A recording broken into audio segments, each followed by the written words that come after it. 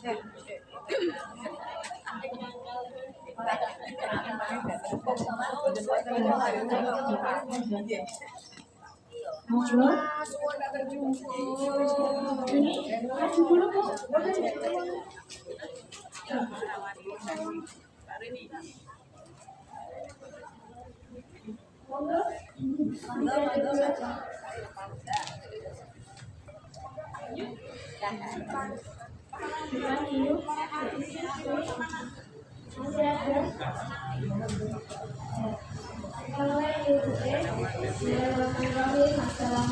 warahmatullahi wabarakatuh. Selamat pagi. Pagi.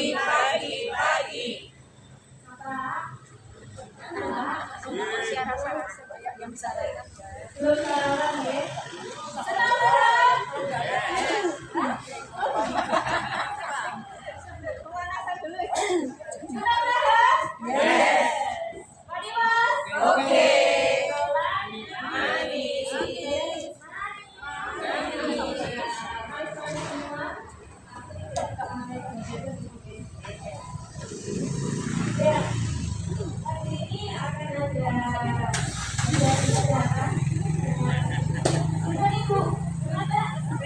Dokter Brenda.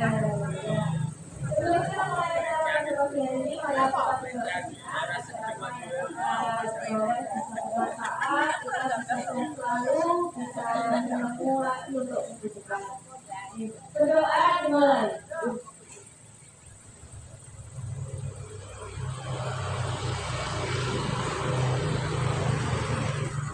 Selesai. Langsung aja untuk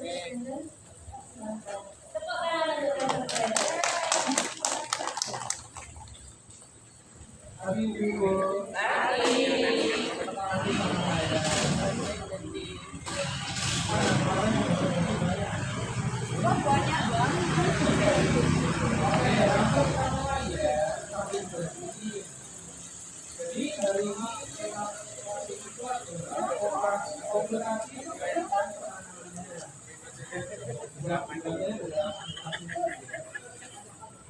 ini ada gambar mungkin waktu itu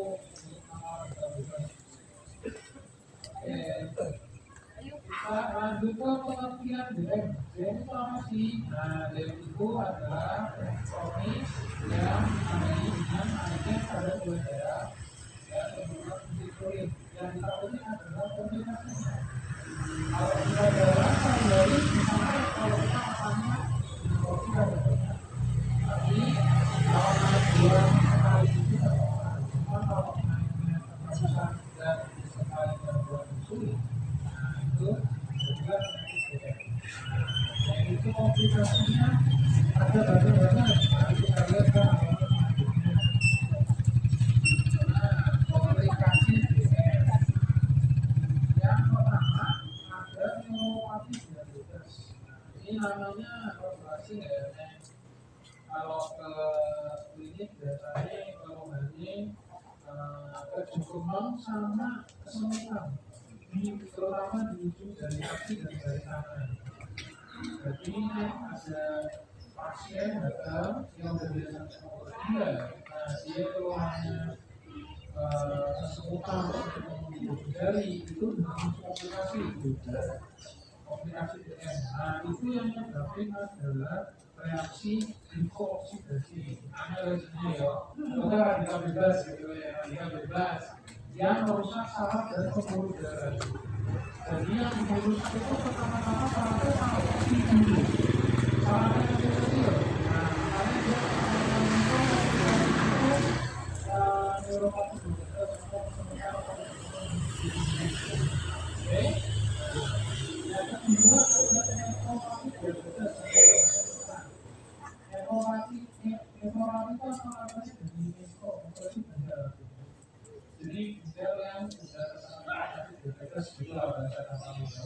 Nah itu diakibatkan karena tadi sama kalau ada diabetes yang diakibatkan dari gula itu pembuluh darah di ginjal sudah rusak. Akhirnya karena pembuluh darahnya rusak, ginjalnya nggak mendapat nutrisi yang baik jadi dia ikut rusak. Nah ini kalau dia 6 bulan kan ada reproduktif di sini ya, termasuk ada cek EDFM. EDFM itu adalah bahasa gampangnya cek fungsi ginjal ya. Jadi EDFM itu adalah fungsi ginjal terkait penyaringan. Fungsi kan ginjal buat nyaring ya, penyaring cairan ya. Nah itu fungsinya itu diwakili oleh EDFM ini kalau mau dicek. Nanti bentuknya persen. Jadi kalau fungsi ginjal itu 100% awalnya, awal sehat dan mengalami 100%. Nanti dia akan turun dengan kerusakan juga. Jadi hanya turun. Jadi dari 100% itu 50 turun ke 95, terus kalau bulan itu. Nah, mulai penurunan ringan itu kalau di bawah 69. Jadi nanti kalau di adalah DPR itu nanti ini ada di bawah 89% dan ada gula itu sudah termasuk komplikasi dari gula atau namanya. Oke, lanjut yang ketiga ada retinopathy diabetes. Nah ini cara si gula rusaknya itu sama kayak ginjal, tapi ini di bagian mata. Retino, alias retina. Nah, ciri-cirinya gimana awalnya? Awalnya ada benda hitam yang mulai lunasan. Jadi walaupun matanya mulai kayak gitar itu kalau bahasa medis namanya focus. Nah itu tanda awal misalnya lama-lama penglihatan makin bagus, semakin besar dan akhirnya membeli. Itu juga sama disebabkan karena kualitas dari gula akhirnya pembelajaran itu terjadi itu dia random ya, bisa tinggal dulu, bisa apa dulu dan itu respon tubuh orang masing-masing gitu ya. Lanjut ke penyakit jantung dan stroke. Nah ini kalau radikal bebasnya merusak pembuluh darah jantung ini juga nanti jadi gula itu nyebabin dua mekanisme yang nyebabin lukanya susah sembuh. Yang pertama, dia suplai oksigennya itu menurun. Ya karena tadi pembuluh darahnya rusak, oksigen dan nutrisi ke organ-organ menurun, terutama ke ujung-ujung jari. Kedua, kalau gulanya tinggi meningkatkan resiko infeksi. Kenapa? Karena kalau gulanya tinggi, itu bakteri suka sekali di situ berkembang biak. Jadi karena dua hal itu, yang pertama suplai oksigen menurun, jadi ada kerusakan jaringan. Yang kedua, karena gulanya tinggi, jadi bakteri-bakteri suka. Makanya nih luka gula itu kadang-kadang ada plak atau ada nanah yang kayak nempel banget. Nah itu karena gulanya tinggi, bakterinya itu suka sekali untuk berkembang biak di situ. Makanya plaknya tuh tebel-tebel di dalam numpuk. Gitu. Oke? Terus gimana nih caranya kita mencegah dan penanganan komplikasinya? Nomor 1, kontrol gula darah. Nah itu tiap 3 bulan sekali diingatkan kembali ibu-ibu boleh menggunakan data BPJS-nya untuk mengecek gula darah ya. Mau udah ada gejala atau belum ada gejala tetap digunakan ya. Lebih baik tahu lebih awal ya. Oke. Pola makan sehat. Nah, pola makan sehat bisa mengganti nasi putih dengan nasi merah atau kentang rebus. Oke, itu kan kalau nasi putih kan sumber karbohidrat, cuma sayangnya dia indeks glikemika tinggi. Maksudnya banyak mengandung gula. Nah, itu bisa kita akali, kita cuma pengen ambil karbohidratnya dengan menukar itu ke nasi merah atau kentang rebus. Ya. Terus olahraga teratur. Nah olahraga teratur ini juga ada minimalnya. Dia minimal itu sekali olahraga itu 5.000 langkah kalau mau jalan. Itu kalau dikonversi ke waktunya itu sekitar 30 sampai 45 menit. Jalan itu 30 sampai 45 menit. Kalau jogging cukup 20 sampai 30. Nah itu seminggu minimal 2 sampai 3 kali. Di luar aktivitas masak ya Bu ya. Jadi kalau masak itu belum hitung olahraga. Nah, kalau olahraga itu harus diniati. Nah, harus 5.000 langkah. 5.000 langkah ya per hari ya. Terus yang keempat, hindari merokok dan alkohol. Nah, kalau rokok udah gula masih ngerokok itu pembuluh darahnya rusaknya lebih cepat. Apalagi nikotin itu juga bisa ningkatin gula darah. Perawatan kaki lah ini pas saya baca juga saya kaget. Saya kira manicure pedicure, oh ternyata bukan. Perawatan kaki itu menjaga kebersihan kaki. Terus kalau ada gula, kan kulitnya biasanya kering toh, pakai alas kaki. Nah, jadi tujuannya itu menghindari luka-luka kecil yang nanti bisa berisiko infeksi. Takutnya lukanya jadi besar, jadi ulkus. Gitu. Terus menjaga kaki tetap lembab. Kalau pada pasien gula, itu salah satu cirinya itu kulitnya itu kering sekali. Jadi gampang ada retakan-retakan. Nah, itu yang membuat perlukaan baru. Dari luka kecil kena infeksi bakteri, lama-lama lukanya jadi besar. Yang terakhir, rutin kontrol ke klinik ya. Kalau ada obat rutin diambil tiap bulan, diminum tiap hari rutin, dan juga melakukan pengecekan rutin. Sudah, materinya sudah cukup Bu, udah banyak pusing pasti ya. Oke, sekarang berapa ya Mbak? Dua mungkin ya. Dua pertanyaan boleh? Iya, monggo Ibu. Atas nama Ibu siapa Bu?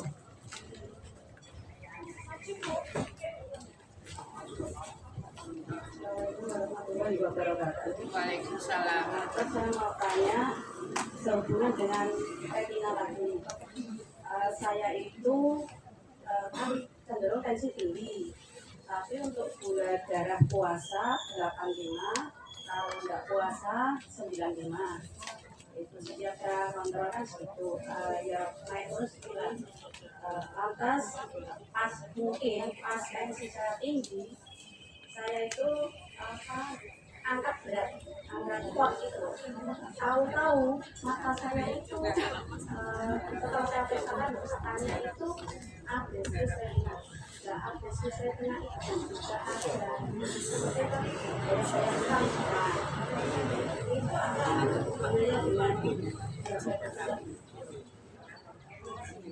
Terima kasih Bu. Jadi pertanyaannya kalau Ibu ini gulanya aman 85, waktu puasa 95, waktu setelah makan. Itu kan berarti masih aman. Tapi Ibu ada keluhan tensi tinggi dan angkat berat. Sehingga ketika diperiksa namanya ablasio ya. Ablasio retina. Nah, itu kira-kira ada hubungannya nggak sama gula. Nah, kalau tensi sama gula itu dua penyakit yang berbeda Bu. Walaupun satu orang bisa menderita keduanya, tapi itu adalah kedua penyakit yang berbeda. Tapi yang ablasio retina ini memang mirip sama retinopati diabetes. Kalau ablasio retina ini itu betul diakibatkan karena tensi.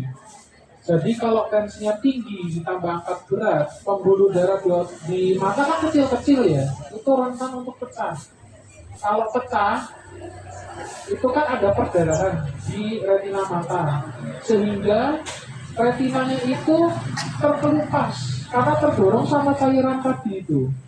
Terjadilah ablasio retina atau retinonya tetel sitik ngono lah ibaratnya bahasa Indonesianya. Tetel sitik. Nah, jadi retinanya itu lepas nggak pada tempatnya, sehingga gimana yang dirasain pasien? Jadi kayak ada hitam-hitam melayang begitu. Jadi kesimpulannya ablasio retina ini diakibatkan karena tensi tinggi.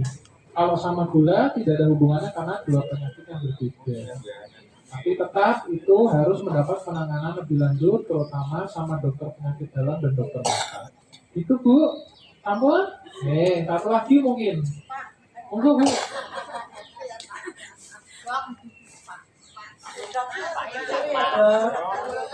Ibu kita semangat dulu ya Bu ya. Ya dulu ya. Enggak apa ya Dok ya. Wow. Ya Ibu kita ya dulu ya Bu ya.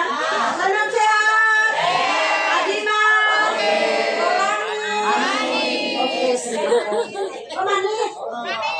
Oh ini. Kayak Bu Efrida. Yang wes rawat. Iya, Dek. Ini kejadian ini. Ibu ya Bu ya. Ini kira-kira 2 minggu yang lalu itu saya dapat kabar. Saya kan orang Padang ya Dok ya. Dapat kabar ada yang nangis. Enggak ada sakit. Tahu? Itu jalannya tangannya lemes. Kakinya ini, tapi nggak bisa nggak bisa jalan. Terus dibawa ke rumah sakit, dirawat, kira 1 minggu. Terus dibawa pulang, terus kira-kira 1 minggu itu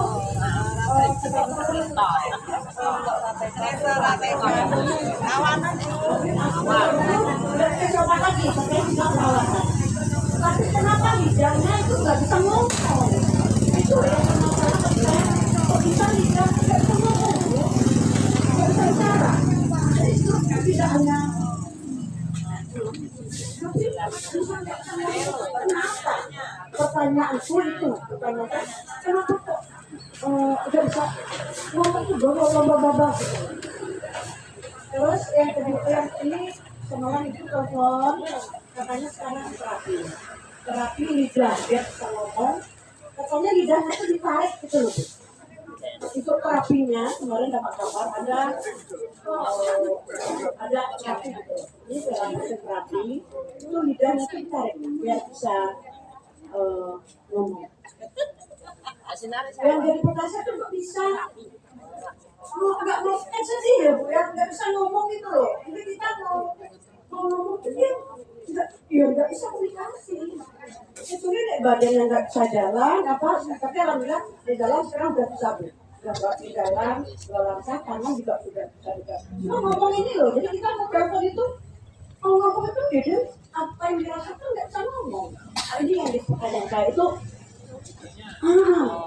lidahnya itu cuman semalam tuh mau terapi katanya lidahnya ditarik terapinya.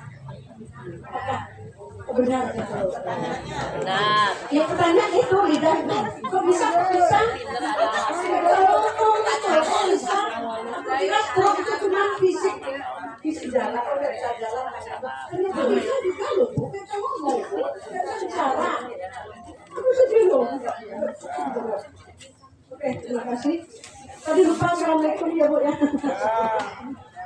Oke, terima kasih. Assalamualaikum warahmatullahi wabarakatuh. Mohon pertanyaannya. Siap Bu. Oke, jadi Ibu bertanya terkait gejala stroke ya. Nah, ini kalau pertanyaannya tadi itu kenapa lidah itu kalau stroke sampai nggak bisa bicara, benar ya Bu ya? Nah, itu benar bisa terjadi. Itu memang salah satu tanda stroke. Jadi kalau stroke itu dia itu sebenarnya terbagi dua. Yang satu karena tensi tinggi pecahnya pembuluh darah, yang kedua karena ada sumbatan di pembuluh darah otak, ujung-ujungnya pembuluh darahnya pecah juga. Nah itu ya kurang lebih dua itu. Jadi dua-duanya itu sama-sama menyebabkan kerusakan di bagian tertentu otak. Kalau misalnya dia rusaknya di bagian kanan, yang berkeluhan di kiri, berlainan. Nanti mungkin kalau amit-amit tapi ya kalau misalnya saudara ada yang ngalami, pasti nanti dokternya bilang rusaknya di kanan, yang berkeluhan di badan kiri, karena memang saraf itu menyilang. Ya, nah kalau misalnya kerusakan otak akibat pecahnya pembuluh darah yang masih dalam skala kecil, misalnya cuma satu bagian, itu dia bisa cuma nyebabin lemesnya tangan doang atau kaki doang atau lidah. Mungkin pada kasusnya saudaranya ibu itu dia kenanya masih satu bagian tertentu kecil skalanya, jadi kenanya cuma tangan sama kaki mungkin ringan, terus lidahnya pelo ngomong susah ya, karena setengah badan itu kan dipersarafi dari otak semua ya. Jadi kalau seandainya sarafnya mati atau sarafnya lemah, bayangin ibu ngomong cuma yang bisa gerak cuma setengah lidah, lah nggak jelas ngomongnya tuh. Nah jadi memang kalau skalanya masih kecil bisa lidahnya doang yang terkena. Khusus istilahnya adalah pecahnya pembuluh darah itu di saraf yang mempersarafi lidah. Jadi sehingga pelo begitu. Terus terapinya benar nggak ditarik lidahnya? Betul, karena kalau nggak ditarik ototnya atrofi. Atrofi itu ototnya kempes. Karena kan dari otak tidak bisa menggerakkan lidah.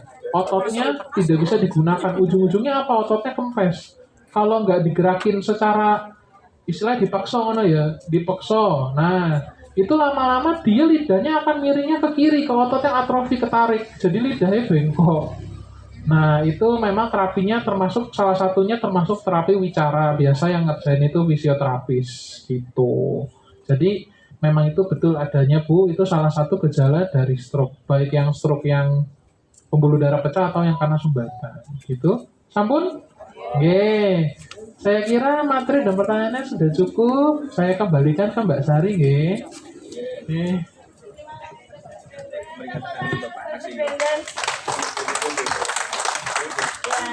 Semoga kita terhindar dari apa yang sudah diedukasikan. Maka kita harus mencegah ya Bu ya sejak awal dengan cara hidup sehat, olahraga teratur. Nah olahraganya udah teratur setiap minggu ya Bu ya. Kita ketemu terus ya setiap minggu ya. Jangan bosan loh ya. Oh, enggak. Boleh sehat tuh. Oh ya.